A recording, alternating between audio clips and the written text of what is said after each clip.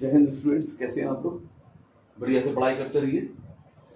चलिए बेटा, physics NDA 2024 dimensions. आज बेटा इस पे previous year questions PYQS previous year questions, ठीक है। हम 8 ईयर के क्वेश्चंस यहाँ पर डिस्कस करने वाले हैं, ठीक है। तो सबसे पहले 2023 1 एंड 2 में यूनिट डायमेंशन पर कोई क्वेश्चन नहीं है, तो हम बात करेंगे 2022 1, ठीक है। नाउ क्वेश्चन आया है यहां पर, what is the dimension of gravitational constant. तो इसको हमने डिस्कस भी किया था, ग्रेविटेशनल कांस्टेंट, ठीक है। तो यहां पर देखो, पहला देखिए आप ml3t-2 m-1 l3t-2, ठीक है। m-1 रहता है तो सबसे पहले यहां क्लिक करना चाहिए, ठीक है। बाकी में देखो m-1 कहीं नहीं है, वैसे भी इसको याद रख लीजिए, ग्रेविटेशनल कांस्टेंट का m-1 l3t-2। Now 2022 2 second NDA, ठीक है। The commercial unit of electrical energy is kilowatt hour which is equal to, बेटा यहां पे जो इलेक्ट्रिक एनर्जी है जो हम बिलिंग करते हैं इलेक्ट्रिसिटी की, महीने में जो बिल आता है हमारे पास बन के, ठीक है, जहां हम यूनिट बोलते हैं तो 1 यूनिट 1 किलोवाट आवर के बराबर होता है। इसको क्या बोलते हैं? 1 unit. It is called 1 unit. जैसे हम यूनिट, घर के बड़े लोग हैं, आप भी करते होंगे कि भाई पूरे यूनिट काउंट कर लिए हमने, लास्ट मंथ में कितने थे, इस मंथ कितने हैं, डिफरेंस लेके नंबर ऑफ यूनिट्स मीटर पे आ जाएंगे, उसमें जो रेट होता है मल्टीप्लाई कर दीजिए, तो 1 unit is equal to 1 kilowatt hour, ठीक है। तो इस वैल्यू, ध्यान रखेंगे, इसकी जो वैल्यू होती है it is equal to 3.6 into 10⁻⁶ joule. जब बेटा हम इलेक्ट्रिसिटी का पार्ट करेंगे तो इलेबोरेट करेंगे इसको, अभी फिलहाल इसको ध्यान रख लीजिए, पक्का कर लीजिए इसको, 3.6 into 10⁻⁶ joule. Now 2021 first question, consider the following statement about light year. मैंने कहा अभी तो लाइट ईयर के बारे में बहुत क्वेश्चन रहते हैं, आप खुद देखेंगे लाइट ईयर के बारे में तमाम ऑल्टरनेट या रेगुलर क्वेश्चन बन रहा है। तो हमें following statements about the light year consider करने हैं। Number 1, it is a unit for measurement of very large distance, बहुत बड़े डिस्टेंस नापने में काम आता है। दूसरा, it is a unit for measurement of very large time, बहुत बड़ा टाइम नापने में काम आता है, ठीक है। या it is a unit for measurement of intensity of light, ये इंटेंसिटी ऑफ लाइट को मेजर करता है। आप सोचिए, बताइए भाई लाइट ईयर क्या है? लाइट ईयर है बेटा distance travelled by light in 1 year in vacuum. तो it is used to measure, या it is the unit for measurement of very large distance, ठीक है। ये पार्ट सही है, टाइम का मेजरमेंट तो है नहीं। लाइट ईयर के नाम से कंफ्यूज मत होइए, ये distance travelled by light in 1 year in vacuum होता है, ठीक है। तो ये नहीं हो सकता। Second, third, intensity of light, उससे इसको कोई कंसर्न नहीं है। तो विच स्टेटमेंट्स इज और आर करेक्ट, कौन से स्टेटमेंट सही है गलत है? पहला 1 2 3, भाई 2 3 तो हो ही नहीं सकते, 2 3 हो ही नहीं सकते। बी पार्ट भी ये कह रहा है 2 and 3 ओनली, सी पार्ट कह रहा है 1 and 2 ओनली। 1 तो सही है लेकिन 2 गलत है, तो ये भी नहीं होगा। तो D 1 only, D is the correct answer. Now 2021 and year 2 question, the unit of the ratio between thrust and impulse is same as that of frequency, speed, wavelength, acceleration, ठीक है। क्वेश्चन का मतलब ये है कि भाई हम रेशियो कैलकुलेट करें किसके बीच में? थ्रस्ट और इम्पल्स। बेटा थ्रस्ट और impulse, thrust means force, thrust का मतलब क्या होता है? Thrust means force. तो हमें रेशियो किसका चाहिए? हमें रेशियो चाहिए फोर्स अपॉन इम्पल्स। बेटा फोर्स का हमने लिखा था डायमेंशनल फॉर्मूला, या डायरेक्ट आप यहां देखिए, जरूरत भी नहीं पड़ेगी आपकी, यहां फोर्स को देखिए, आप फोर्स को F लिख दीजिए, फोर्स F। इम्पल्स क्या होता है? Force into time interval, force into time interval T। बेटा फोर्स से फोर्स पूरा चला गया तो 1 अपॉन टाइम इंटरवल। अब मैं डायमेंशनल फॉर्मूला रखूं, भाई रेशियो का यूनिट बताना है, अगर मैं डायमेंशंस पता कर लूं तो मेरे पास यूनिट आ जाएगा। तो बेटा ये 1 अपॉन टाइम, तो टाइम यानी कि 1 अपॉन टाइम, टाइम का इनवर्स, ठीक है। तो बेटा टाइम का इनवर्स t माइनस 1, ये हो गया। तो फोर्स अपॉन इंपल्स का डायमेंशनल फॉर्मूला हो गया t माइनस 1। तो यहां देखो इसमें किसका डायमेंशनल फॉर्मूला t माइनस 1 है, तो उसी का यूनिट हो जाएगा जिसका t माइनस 1 डायमेंशनल फॉर्मूला होगा, वही रेशियो का यूनिट और इस फिजिकल क्वांटिटी का यूनिट आइडेंटिकल होगा। तो डायमेंशनल फॉर्मूला देखिए कहां t माइनस 1 है, एक्सेलरेशन का lt माइनस 2 होता है, वेवलेंथ लेंथ है l हो गया, स्पीड lt माइनस 1 होता है बेटा। नाउ फ्रीक्वेंसी का t माइनस 1 होता है, 1 upon time period t minus 1। तो आंसर क्या हो गया, ए ऑप्शन, ठीक है। नाउ 2020, इसमें बेटा कोविड की वजह से एक ही बार एनडीए एग्जाम हुआ था, इसलिए 1 क्वेश्चन पेपर है 2020।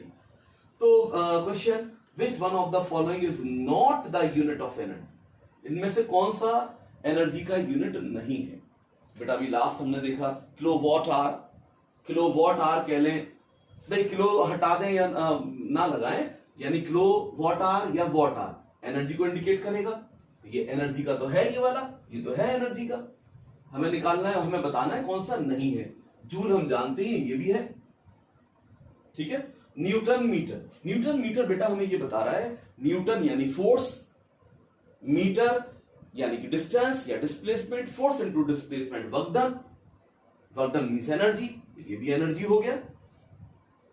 न्यूटन मीटर एक तरीके से जूल होता है, 1 जूल इज इक्वल टू, जैसे आप लिखते हैं work done is equal to force into displacement D, force newton, displacement metre, it is joule. तो बेटा 1 जूल 1 न्यूटन मीटर ही है। तो इसका मतलब ये सब तो है, ये सब तो एनर्जी के यूनिट है। अब बेटा kilogram metre per second square तो एक्सेलरेशन है, ठीक है, और किलोग्राम मास है, मास इनटू एक्सेलरेशन ये फोर्स आता है। तो ये फोर्स का यूनिट है, ये क्या है, फोर्स का यूनिट है।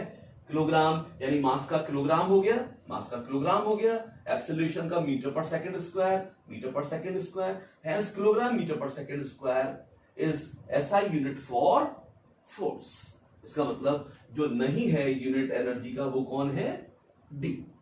तो डी हमारा टिक हो जाएगा, ठीक है। ये नहीं होंगे क्योंकि ये एनर्जी का यूनिट है, ये भी एनर्जी का यूनिट है, ये भी एनर्जी का यूनिट है, ये फोर्स का यूनिट है, एनर्जी का नहीं। बहुत अच्छा क्वेश्चन है, ठीक है। ऐसे क्वेश्चन, इस टाइप के क्वेश्चन बेटा दिमाग में कंसेप्ट बनाइए। तो मैंने आपके लिए इसके बाद जब हम क्वेश्चन डिस्कस कर लेंगे तो वर्कशीट भी है, मैं वर्कशीट दे दूंगा, आप उसे घर पे करते रहिए, है ना, वो इन्हीं क्वेश्चंस पर बेस्ड है, ऐसे ही क्वेश्चन पर बेस्ड है। Now 2019 NDA 1 question, basic scientific principle behind a nuclear reactor. बेटा जो न्यूक्लियर रिएक्टर होता है पावर जनरेट करने के लिए, ठीक है, किस प्रिंसिपल पर बेस्ड है। हमने प्रिंसिपल और टेक्नोलॉजीज देखे थे, टेक्नोलॉजीज और उनके किन किन प्रिंसिपल पर बेस्ड है ये भी हमने डिस्कस किया। तो उन्हीं में से एक क्वेश्चन सिलेक्ट किया गया है, nuclear fusion, controlled nuclear fusion, ठीक है। तो पहली बात तो ये जो न्यूक्लियर रिएक्टर होता है ये फिशन पर बेस्ड होता है। अब फिशन पर 2 ऑप्शन है, C uncontrolled nuclear fission and D controlled nuclear fission, ठीक है। तो रिएक्टर जो है बेटा हमेशा ध्यान रखिए कंट्रोल्ड वे में एनर्जी को हासिल करते हैं। अनकंट्रोल्ड अगर होने दिया न्यूक्लियर फिशन को, वो तो एटम बॉम्ब हो गया। तो ये तो एटम बॉम्ब आ गया, यहां पे एटम बॉम्ब का प्रिंसिपल हो गया, ये तो बड़ी खतरनाक चीज होगी, ये एटम बॉम्ब का प्रिंसिपल हो गया। अनकंट्रोल्ड होने दो इसे, फिशन चलने दो लगातार, कोई कंट्रोल नहीं है, ये कंट्रोल्ड है, लिमिटेड न्यूक्लियर के अंदर होगा और रुक जाएगा, और जो हमें एनर्जी अमाउंट रिक्वायर्ड है उतना हमें मिल जाएगा, जिसे हम ह्यूमन वेलफेयर के लिए इस्तेमाल कर पाएंगे। तो nuclear reactor is based upon the controlled nuclear fission. बेटा और क्वेश्चन देखते हैं 2019 पर NDA 1 question, light year is the unit of measurement. देखो लाइट ईयर फिर आ गया, light year is the unit of measurement, A very large distance, B time interval in year, C amount of light received on earth in a year, and D mass of atom. So because it is quite clear from the option A very large distance, तो A mark कर देंगे। Now one dyne a unit of force in CGS system हम जिक्र कर चुके हैं equals to, बेटा एक डाइन किसके बराबर होगा, जैसे वन डाइन यानी for force F is equal to M A, ठीक है, डाइन सीजीएस सिस्टम में यूनिट है, तो one dyne is equal to mass is in 1 gram and acceleration centimetre per second square. अब ऐसा 1 gram centimetre per second square तो कहीं है नहीं, ठीक है। अब देखो यहां पर अब इसे हमें देखना पड़ेगा। सबसे पहले ये देखें, ये नहीं चलेगा, ये देखें, ये भी नहीं चलेगा, ठीक है। अब किलोग्राम वाले देखते हैं, किलोग्राम वाले सेट करते हैं कि भाई 10 की पावर 5 किलोग्राम, 10 की power 5 kilogram metre per second square. अब देखो यहाँ पे 10 यानी 10 की power 5 kilogram metre per second square, ठीक है। ये तो बहुत बड़ा हो गया। अब इसको देखें, यहां पर आ जाए। अब ये देखिए, इसको लिखें 1 ग्राम को 10 raise to the power -3 kilogram, ये आ गया। सेंटीमीटर को लिखें 10 raise to the power -2 metre upon second square. तो बेटा मिला के क्या हो गया, 10 की पावर -3, 10 की पावर -2, 10 की पावर -5 किलोग्राम, 10 की power -5 kilogram metre per second square. तो ऑप्शन कौन सा हो गया, 10 raise to the power -5 kilogram metre per second square. भाई ये है नहीं, ये है नहीं, ये है नहीं, बचा हमारे पास ये, और हमने देखा यहाँ पे 10 की power -5 kilogram metre per second square. Now next question, who among the following has explained the phenomena of photoelectric effect. ये बेटा हमने डिस्कवरी और साइंटिस्ट उसमें देखा था, लिखे थे सब, ठीक है। तो photoelectric effect who among the following has explained, किसने एक्सप्लेन किया, मैक्स प्लैंक ने, एल्बर्ट आइंस्टाइन, नील्स बोहर और अर्नेस्ट रदरफोर्ड। तो बेटा यानी B Albert Einstein explain the photoelectric effect, ठीक है। प्लैंक थ्योरी को यूज किया और उन्होंने फोटोइलेक्ट्रिक इफेक्ट को एक्सप्लेन कर दिया। Now 2018 NDA 1 question, 1 kilowatt our energy is converted into joule. फिर वही क्वेश्चन देखो रिपीट हो गया। 1 किलोवाट आवर जो है इलेक्ट्रिकल एनर्जी को मेजर करते हैं। 1 kilowatt our is also called 1 unit, commercially it is called 1 unit and it's value अभी मैंने लिखा था 3.6 into 10 raised to the power 6 joule. तो 3.6 into 10 raised to the power 6 joule. Next question, same year, same NDA 1, which one of the following devices is used to measure atmospheric pressure। बेटा atmospheric pressure किस device से major करते हैं। Number 1 ए ammeter, B barometer, सी potentiometer, D electrometer. Ammeter तो current को major करेगा, current को major करेगा एम्पियर में, ठीक है। पोटेंशियोमीटर किसी सेल या बैटरी के ईएमएफ को, इलेक्ट्रोमोटिव फोर्स को एग्जैक्टली मेजर करेगा। इलेक्ट्रोमीटर यानी मिल्क की प्योरिटी पता करेगा रिलेटिव डेंसिटी निकालकर। जो बैरोमीटर होता है बेटा, बैरोमीटर बार, एक तरीके से bar unit for pressure, atmospheric pressure को हम बार में भी एक्सप्रेस करते हैं, यानी बार को मेजर करने वाला बैरोमीटर, यानी एटमॉस्फेरिक प्रेशर को कौन मेजर करेगा, बैरोमीटर मेजर करेगा। Now next question, light year the unit, देखो फिर से लाइट ईयर आ गया। Light year is a unit for measurement of age of universe, no. Very small time interval, no. Very high temperature, no. Only one left. Very large distance, yes, corrected. 2018 NDA 2 question, which one of the following is the correct relation between angstrom and nanometer। बेटा angstrom और nanometre में correct relation लिखनी है। आप जानते हो 1 angstrom is equal to 10 raise to the power -10 metre and 1 nanometre is equal to 10 raise to the power -9 metre, ठीक है। बेटा 1 नैनोमीटर में 1 एंगस्ट्रॉम डिवाइड कर दो। 1 नैनोमीटर में क्या करो, 1 nanometre divided by 1 angstrom. 1 nanometer 10 raised to the power -9 divided by 10 raised to the power -10. 10 raised to the power -10 goes upward, so it becomes positive. 10 raised to the power +10 -9 means 10. बेटा 1 angstrom को आप cross multiply कर दो, hence 1 nanometer is equal to 10 angstrom. पहले भी हमने किया इस क्वेश्चन को, ठीक है। तो 1 नैनोमीटर 10 एंगस्ट्रॉम के बराबर, तो ये तो है नहीं, ये है नहीं, ये है नहीं, and B is correct option. So in this way we can find out the relation between the nanometer and angstrom. Now next question. Absolute zero is 0 Kelvin. Express it in 0 degree Celsius. बेटा जो absolute zero होता है वो 0 kelvin है, उसे degree Celsius में लिखे. तो ये भी हमने रिलेशन बताया था कि भाई डिग्री सेल्सियस और एब्सोल्यूट टेम्परेचर आपस में रिलेटेड कैसे है, कैसे रिलेटेड है. दे आर रिलेटेड एज कि भाई अगर मुझे टेम्परेचर इन केल्विन चाहिए तो मैं 273.15 plus temperature in degree Celsius add कर दूं. ठीक है. अब यहां पे 0 केल्विन है, 0 केल्विन यानी टेम्परेचर इन केल्विन इज 0. तो 273.15 plus temperature in degree Celsius.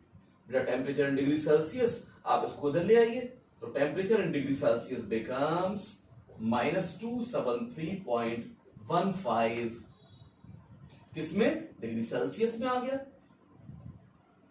तो ये हो गया बेटा जो टेम्परेचर इन डिग्री सेल्सियस बना कितना हो गया, -273.15 -273.15.